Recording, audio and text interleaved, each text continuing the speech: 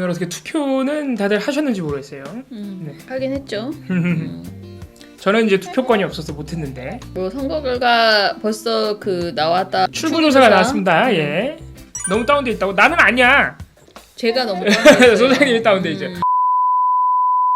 예, 포털과 언론의 역할. 오늘 그래서 제가 선거 특집을 안 했는데 선거랑은 큰 관련 없고요. 선거 때문에 나온 후보의 발언 중에 우리가 반드시 돌이켜봐야 되는 이슈를 제가 오늘 살펴볼 겁니다. 3월 31일 서울시장 보궐선거 후보자에 대한 관훈클럽 초청 토론회에서 오세훈 후보의 발언이 하나 문제됐습니다. 용산 참사는 모르시는 분들도 계시기 때문에 설명을 드리면 이 재개발 과정에서 그 지역의 임차인들이 중심이 돼서 전철련이라고 시민단체가 가세해서 매우 폭력적인 형태의 저항이 있었습니다. 그때 그 쇠구슬인가요? 돌멩이인가요? 이런 걸 쏘면서 저항을 하는 건물을 점거하고 거기를 경찰이 진입하다가 생겼던 참사입니다. 사실 그래서 이 사고는 과도한 그리고 부주의한 폭력행위를 진압하기 위한 경찰력 투입으로부터 생겼던 사건입니다.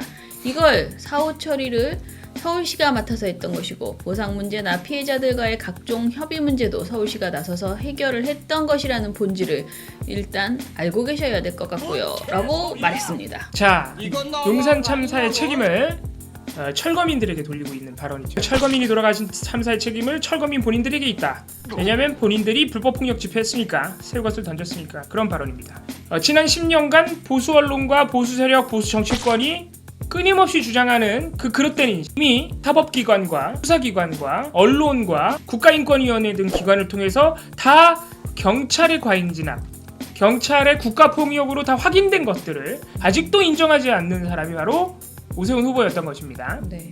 자, 오세훈 후보 같은 경우에는 이 발언에 대해서 언론 보도가 비판적으로 나간 것에 대해서 발언을 일부만 갖다 썼기 때문에 문제라고 했습니다. 근데 전문을 보면 지금 여러분들이 화면으로 보고 계시는 이 문단 바로 앞에는 그때 당시에 용산 참사 사후 처리를 담당했던 직원에 대한 얘기를 합니다. 그 직원이 협상을 열심히 하러 다녔다 이런 얘기니까 상관없죠. 그리고 요 다음 문단에 어쨌든 협상도 하고 내가 사과도 했다. 하지만 어쨌든 미안하다. 어쨌든 사과는 드립니다.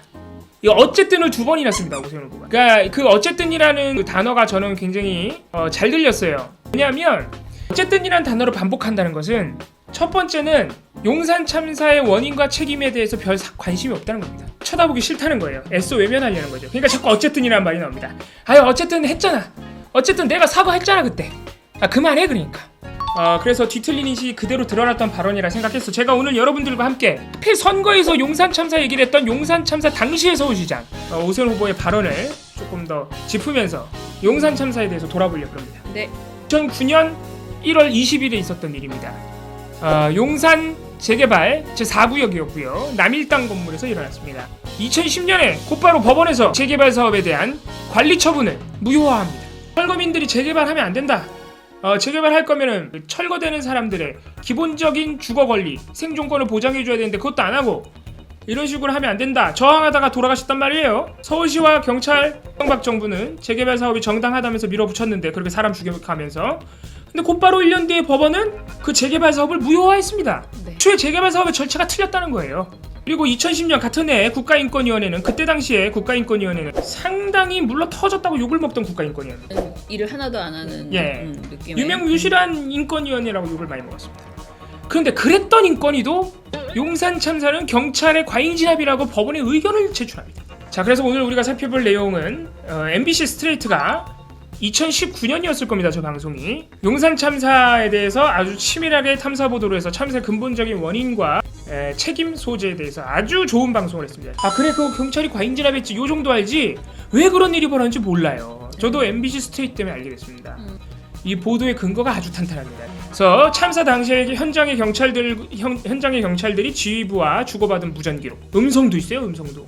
그리고 그때 당시에 그렇게도 검찰이 숨기려 했던 초기 수사 기록. 여러분 그때 당시에요 검찰이 경찰 과잉진압이라 그래서 진상조사 수사를 하는데 2009년에 참사가 났는데 2009년 그 해 안에 그러니까 기소까지 다 끝나요. 조사 안 했단 얘기죠. 그래가지고 이제 각계에서 야 너네 수사 기록 좀 보자. 뭐 했니? 기록 공개를 안 해 공개. 그거를 MBC가 입수해서 보도했었고요. 경찰 내부 문건들 여기에는 뭐가 있느냐? 경찰청이요 언론과 접촉합니다. 참사 일어난 다음에 야 이거 저 철거민들이 잘못한 거잖아. 폭력 집회라고 보도 좀 해줘. 그럼 또 언론이 그렇지 내 후배 기자들한테도 얘기할게. 이런 기록들이 남아 있습니다. 그리고 마지막으로 삼성이 용역 계약 기록을 또 보도를 했습니다. 여기 삼성도 얽혀 있다 이거죠. 도대체 뭐가 그렇게 많았어? 여러분들 저도 이거 처음 봤을 때 깜짝 놀랐습니다. 볼까요? 도대체 무슨 일이 있었는지.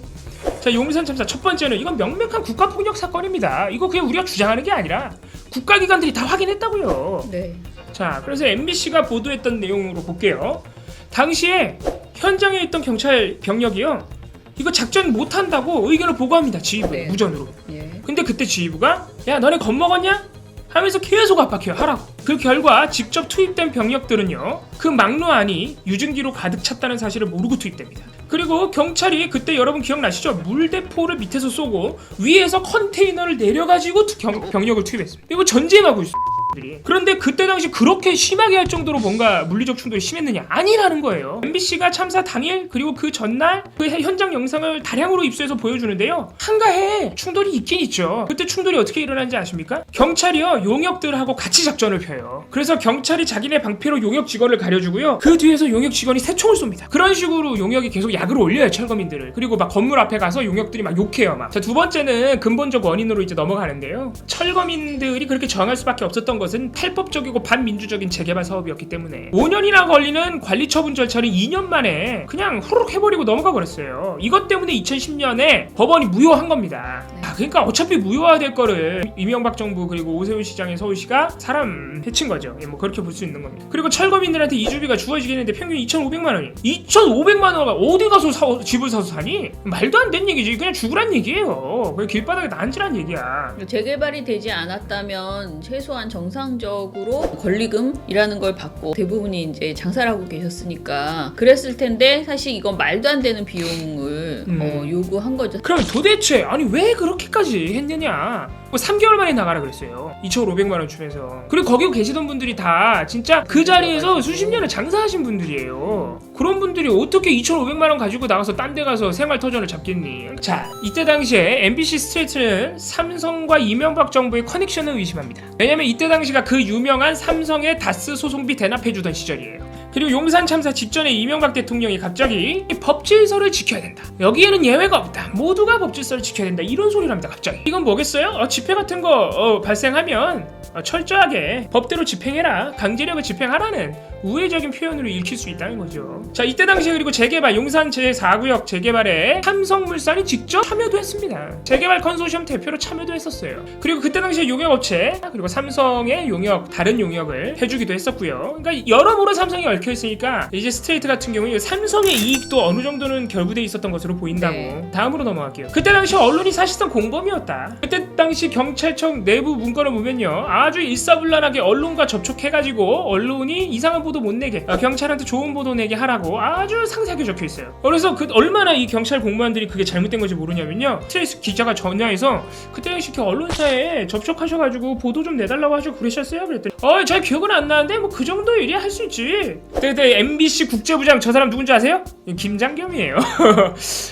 법질서 확립을 위해 엄청난 대처가 필요하다는 경찰의 의견이 공감하니까 우리가 협조하겠다, 뭐 이딴 소리 합니다. 그리고 조선일보 같은 경우에는 경찰한테 접촉을 받기 전에는 안에 구조를 잘 모르는 상태로 경찰이 막 병력을 투입했어, 잘못됐어, 이런 보도를 냈어요. 근데 딱 경찰하고 접촉한 이후에는 곧바로 경찰 진압 자체는 정당, 전철련의 단호히 대응해야 된다. 지금 사고가 처음에 났을 때는 비판적이었어요. 굉장히 슬픈 현실이고요. 아까 말씀드린 대로 검찰은 제대로 조사 안 한 채로 과잉 진압을 했던 국가폭력을 자행한 경찰은 단 한 명도 기소하지 않았고요. 오히려 철거민을 20명이나 기소했습니다. 그리고 그 중에 6분은 징역 5, 6년이나 살았어요. 기가 막힐 노릇이죠? 저 화병 정말. 우리가 이제 와서야 진상을 알게 된 이런 사건, 그거에 대해서 오세훈 서울시장 후보라는 사람이 그런 발언을 했으면요, 사실 우리 언론이 일제히 들고 일어나야 돼요. 사실관계가 이미 다 있으니까. 뭐 보도량은 저렇습니다. 뭐 일주일 동안 경향신문, 중앙일보는 보도량이 많네요. 그래도 다른 신문사들도 최소 하루 한 건씩은 했네요. 그런데 제대로 보도 안 해요. 용산 참사 그 발언에 대해서 보도를 안 해. 자, 지배적인 보도 규칙 아래 3개입니다. 첫 번째, 맨날 이러고 있어. 언제까지 이런 보도만 할 거야? 다 여야 공방 아니면 막말 대결이래요. 막말 대결 안에 이게 들어가 있어. 막말은 맞는데, 그러니까 막말 대결 안에 들어가야 되는 그런 그냥 하나의 도구가 아닌데. 두 번째 보도가 진짜 황당했는데, 이게 중앙일보, 조선일보, 동아일보가 특히 이렇게 보도하는데, 용산 참사 그 문제의 발언 자체에 대한 보도는 없어요. 그리고 유족들이 어떤 반응인지도 보도가 없어요. 그런 거는 다른 보도 안에 그냥 이렇게 슬쩍 들어가 있어요. 한 두 문장 정도. 근데 이상하게 오세훈이 다음날 사과하니까 그건 아예 따로 보도해 주더라 너네. 이상하죠? 오세훈 사과만 받아쓰기를 해줘. 제목으로 뽑아서. 다른 거는 이렇게 제목으로 보도 안 했다고요. 이거 아래 이제 세 번째는 조선일보 보도인데요. 폭력 시위 프레임을 또 씁니다. 또 써요. 이거 뭐 제가 길게 읽어드리지 않을게요.